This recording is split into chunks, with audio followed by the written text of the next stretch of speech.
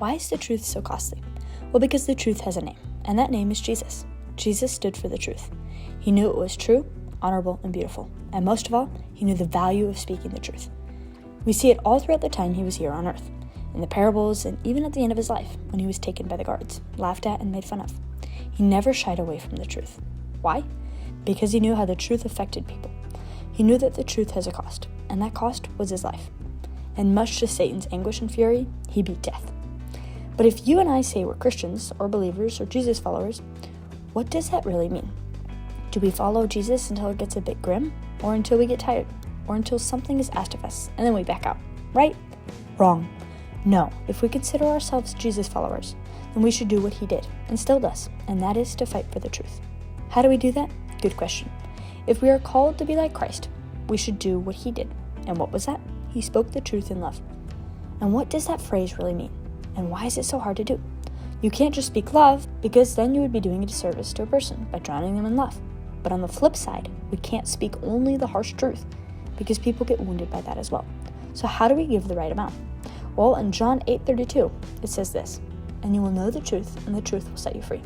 So first of all, if we break down this verse, we see right away that in order to speak the truth, we must know the truth. And that comes from growing and learning more about Jesus.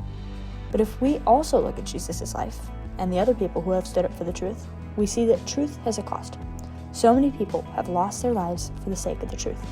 Dietrich Bonhoeffer, Jim Elliot, Peter, Matthew, Mark, Luke, John, Andrew, Maximilian Kolbe, and millions more. According to some historical research, roughly 70 million Christians have died for the sake of the truth, and there are so many more who haven't even been counted. Some might say, well, the Christian faith is just about a grumpy old man who hates humankind and doesn't care about them. Or say that Jesus was just a good guy and he didn't raise from the dead. My question to you would be this: why would 70 million people give their lives for a lie?